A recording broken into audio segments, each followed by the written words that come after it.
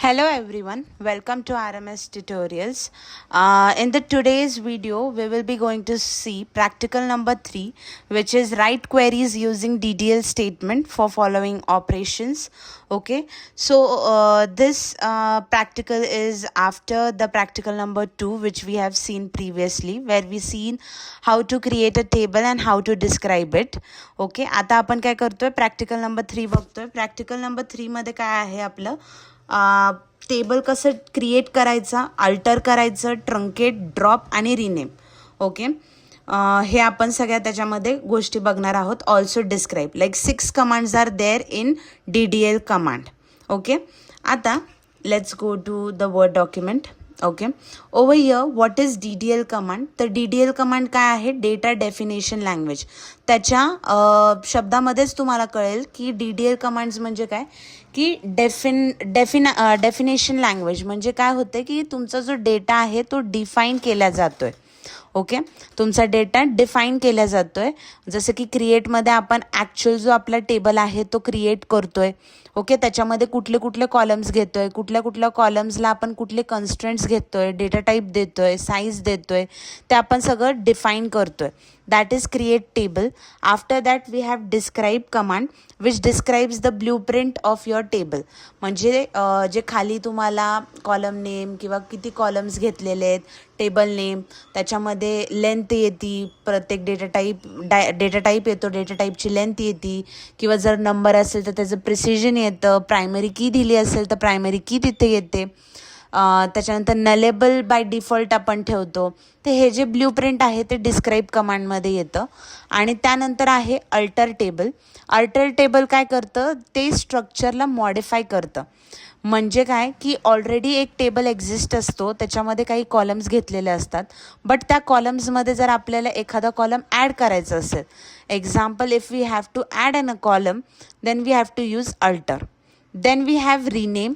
Now when the rename command is been used, जेव्हा तुम्हाला एखादं टेबलचं नाव चेंज करायचं असेल किंवा तुमचं कॉलमचं नाव जरी तुम्हाला चेंज करायचं असेल तरी तुम्ही रिनेम ही कमांड यूज करू शकता.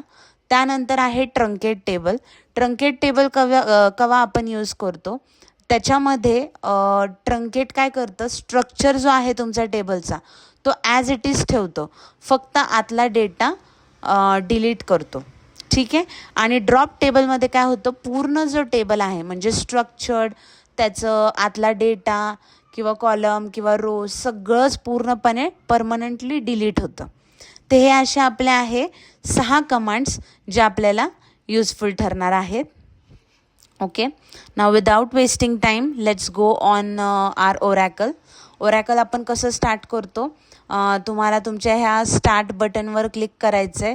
त्याच्यानंतर तुम्हाला तुमची ओरॅकल फाईल तिथे डाउनलोडेड असेल, ती डाउनलोडेड फाईल तुम्हाला ओपन करायची आहे.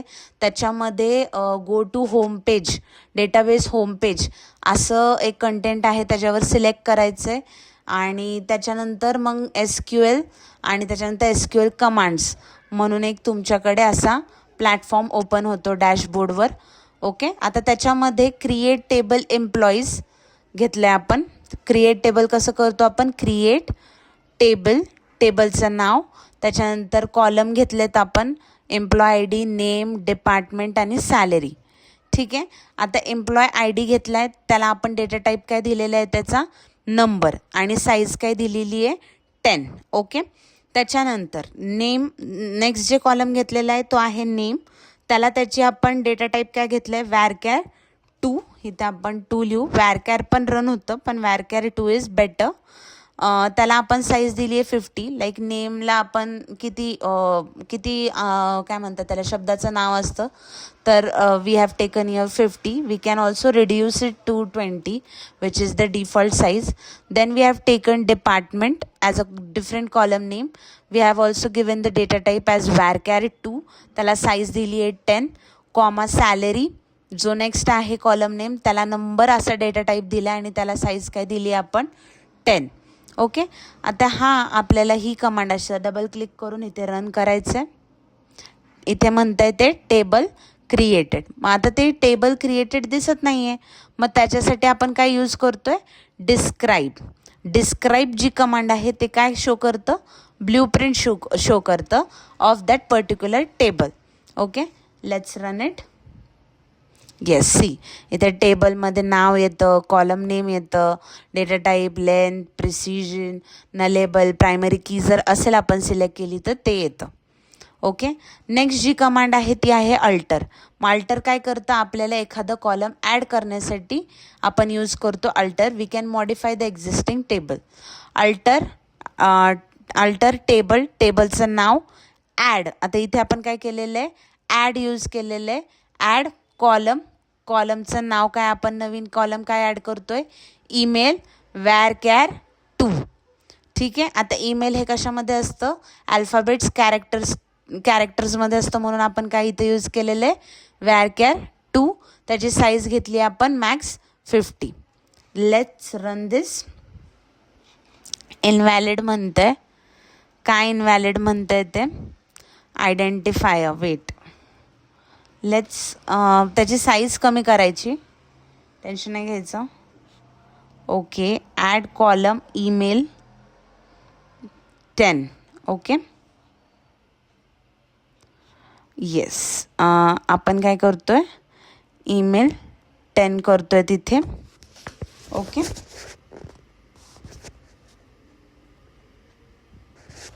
आता इथे varchar 2 10मध्ये ॲड कॉलम ईमेल आपण ॲड करतोय. रन तर व्हायला पाहिजे. Okay, 2 minutes.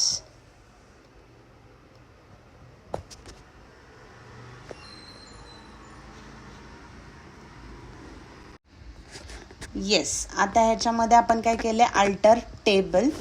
Okay, alter table, टेबलचं नाव, ॲड, आणि कॉलम न देता आपण काय यूज केले तिथे, कॉलमचं नाव, जो दुसरा कॉलम आपल्याला टाकायचा आहे तो, त्याला varchar दिलेले आहे आणि त्याची साईज. ओके, आणि आपण टेबल अल्टर केलेलं आहे. त्याच्यानंतर आहे रिनेम.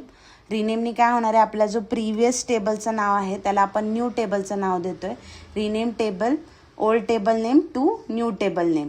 ओके, आता हे अल्टर झालेलं आपण परत डिस्क्राईबमध्ये जाऊन बघू शकतो.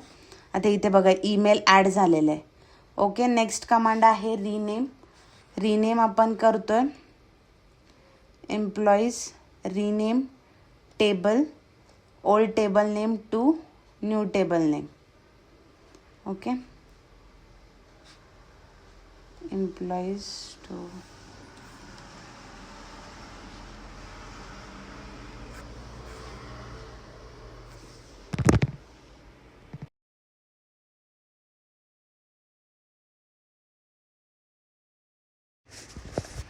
त्याच्यानंतर आपण काय केलं आहे, अल्टर टेबल एम्प्लॉई, रिनेमचं कीवर्ड आपण यूज केलं आहे टू न्यू. म्हणजे काय केलं आपण, अल्टर टेबल एम्प्लॉई, रिनेम करतो आहे आपण टेबलला. कुठल्या, जो प्रिव्हियस टेबल आहे त्याला आपण न्यू टेबल नावाने आपण रिनेम करतो आहे. ठीक आहे, स्टाफ 12, जे की अल्टर आपण रन करून पाहिलेलं आहे आणि ते येते टेबल अल्टर. मग आता हे कसं बघायचं, आता आपण परत जुना टेबल रन करून बघू, होतं आहे का, नाही होते. काय म्हणते, ऑब्जेक्ट कुड नॉट फाइंड, म्हणजे ते जुना जो टेबल आहे तो निघून गेलेला आहे. मग आपण कसं त्याला बघणार, आपण नवीन टेबलला डिस्क्राईब करणार. स्टाफ काय होतं, staff, yes, staff 12. Let's see, बघा इकडे आपण काय केलं, आता टेबलचं नाव चेंज झालेलं इकडे दिसतंय. त्यानंतर आहे ट्रंकेट, स्टाफ 12, टेबल ट्रंकेट.